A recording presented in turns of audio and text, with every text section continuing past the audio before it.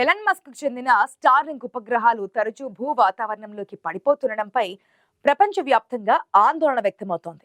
వీటి వల్ల భూకక్ష భద్రతకు ముప్పు కలిగించే ఖగోళ వ్యర్థాల చైన్ రియాక్షన్ ఉండే అవకాశం ఉందని స్మిథోనియాన్ ఖగోళ శాస్త్రవేత్త జునాథన్ మెక్డోవెల్ వెల్లడించారు. ప్రస్తుతం రోజుకు 1 నుంచి 2 స్టార్లింక్ ఉపగ్రహాలు భూ వాతావరణంలోకి ప్రవేశిస్తున్నాయని, ముందు ముందు భూమిపై రాలిపోతున్న స్టార్లింక్ ఉపగ్రహాల సంఖ్య రోజుకు 5 వరకు పెరగవచ్చని తెలిపారు. భవిష్యత్తులో స్పేస్ ఎక్స్, అమెజాన్ చేపట్టిన ప్రాజెక్ట్ కైపర్, చైనాకు చెందిన మరిన్ని ఉపగ్రహాలు కక్షలోకి ప్రవేశించడంతో వీటి సంఖ్య లక్షలకు పెరిగే అవకాశం కూడా ఉందన్నారు. ప్రస్తుతం కక్షలో కేవలం స్టార్లింక్ చెందినవే 8,000కు పైగా ఉపగ్రహాలు తిరుగుతున్నవి.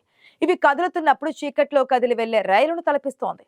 వేటి కక్షలో అవి తిరుగుతుండొచ్చు, కానీ అవి ఏ కారణంగానైనా తమ కక్షను తప్పినప్పుడు ఒకదానినొకటి ఢీ కొట్టుకునే అవకాశం ఉంటుంది.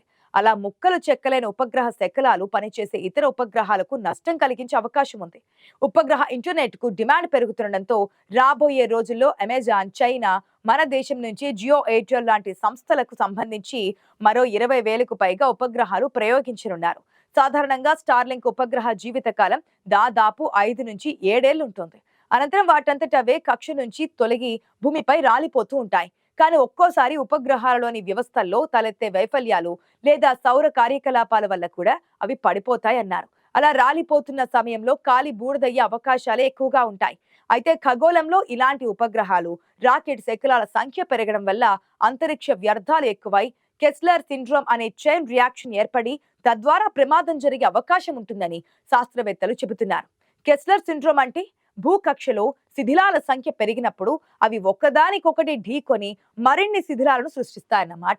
దీనివల్ల ఉపగ్రహాలకు, భవిష్యత్ అంతరిక్ష పరిశోధనలకు ముప్పు ఏర్పడే అవకాశం ఉంటుంది.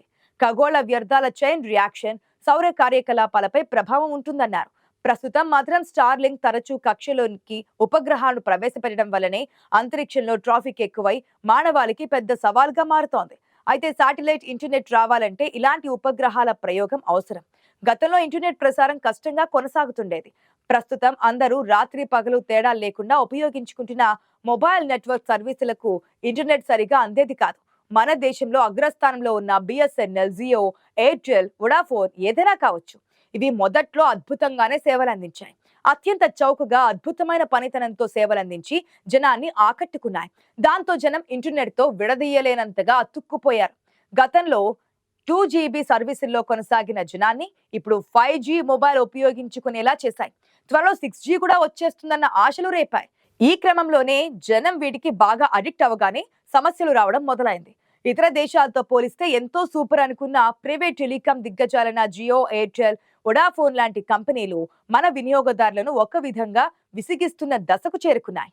కానీ టెలికాం కంపెనీలు ఒక్కటై జనంపై మోనోపలి ప్రదర్శిస్తూ విసుగు పుట్టిస్తున్నాయి. ప్రస్తుతం వీటిలో గతంలో ఉన్నంత స్పీడు కనిపించడం లేదు. లేటెన్సీ వల్ల టీవీ చూడాలన్నా క్వాలిటీ లేకుండా విసుగు పుడుతోంది.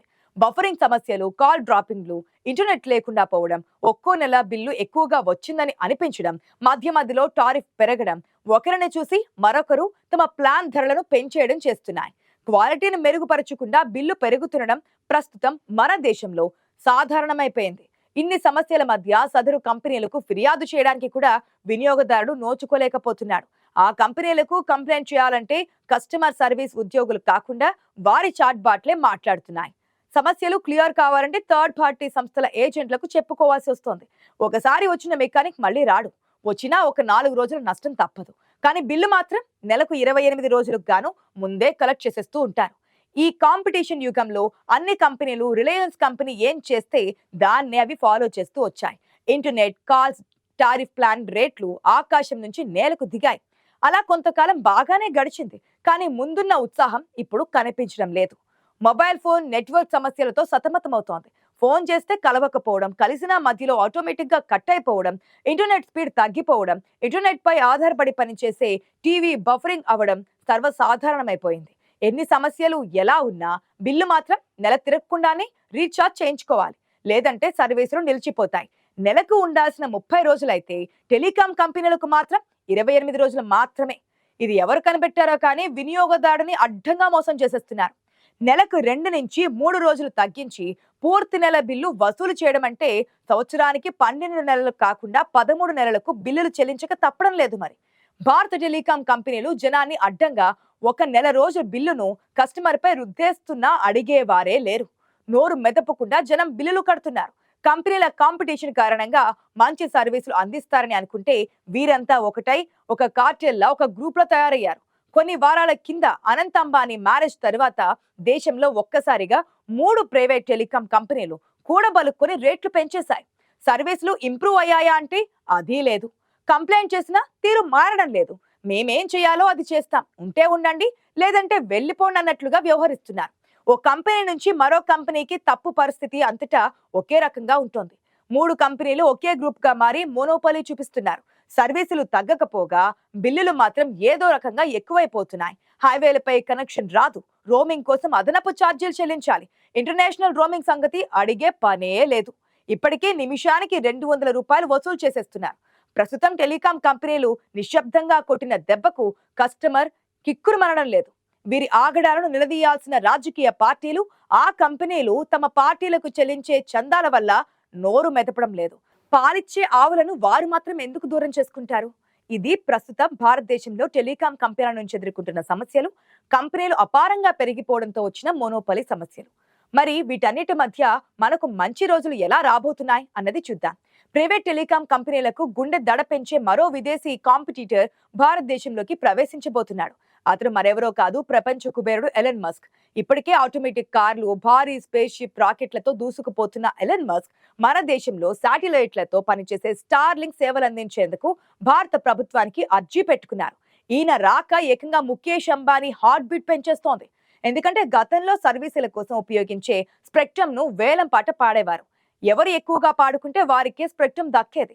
కానీ ఈ శాటిలైట్ టెలికాం సేవలు అంతర్జాతీయ ఒప్పందాల మేరకు పనిచేస్తాయి. మస్క్ ద్వారా శాటిలైట్ టెలికాం సర్వీసులు వినూత్నంగా ఉంటాయి. భూమికి 500 కిలోమీటర్ల ఎత్తు నుంచి నిరంతరం తిరిగే ఉపగ్రహాల నుంచి భూమిపై ఇంటర్నెట్ సర్వీసులు అందనున్నాయి. ఇవి ఎవరి ఆధీనంలో ఉండవు. అవి ప్రపంచానికి ఉచితంగా లభిస్తాయి. వాటిని గ్రహించడానికి, పనిచేయడానికి వాడే పరికరాలు డబ్బు చెల్లించాల్సి ఉంటుంది. ఈ డొమైన్ ఒక దేశం ఆధీనంలో ఉండదు. ఇంటర్నేషనల్ టెలికాం యూనియన్ సభ్య దేశాలలో భారత్ కూడా ఒక సభ్య దేశం మాత్రమే. అక్కడ అంబానీలు, మిట్టల్ రికమెండేషన్లు, పరపతి లాంటివేవి పనిచేయవు. కాకపోతే Elon Musk star link platform ను అందరూ ఉపయోగించుకుంటారు. ఇప్పటికే అంతరిక్షంలో తన రాకెట్ల ద్వారా 8,000కు పైగా ఉపగ్రహాలు సర్వీసులు అందిస్తున్నాయి. వాటి నుంచే రేపటి కాలంలో మనకు ఫోన్లు, ఇంటర్నెట్ పనిచేయబోతున్నాయి. ఇక్కడ దేశభక్తి, స్వదేశీ కంపెనీలంటూ పనికిరాని ప్రస్తావన వస్తోంది. కానీ మన దేశస్థులైన ప్రైవేట్ టెలికాం కంపెనీలు మనను నిలువునా దోచుకుంటున్నప్పుడు అవి మాత్రం దేశభక్తి చూపించవు.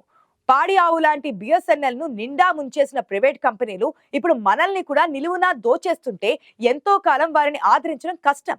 ఈ కంపెనీలకు ఎప్పుడూ వెంటపడి తరుముతున్నట్లుగా కాంపిటీషన్ ఉండాలి. అప్పుడే దారుణ పడతాయి. లేదంటే స్వదేశపు జనాన్ని కూడా అడ్డంగా దోచుకుంటాయి. ఇక్కడ Elon Musk company star link ద్వారా మనకు ఏ విధంగా లాభం కలుగుతుందన్నది విషయానికి వస్తే, ఇప్పటికే చాలా దేశాలలో అందిస్తున్న సర్వీసును కంపేర్ చేసి చూస్తే ఆయన మనకు అత్యంత నాణ్యమైన ఇంటర్నెట్ తో పాటు ఫోన్ సర్వీసులు అందించనున్నారు. 5G నాణ్యతతో ఒక స్టార్ లింక్ మినీ ప్యాకేజ్ తో 128 పరికరాలు కనెక్ట్ చేసుకోవచ్చు. ప్లాన్ అప్గ్రేడ్, డౌన్ గ్రేడ్ చేయడం చాలా ఈజీగా చిటికలో జరిగిపోతుందన్నమాట.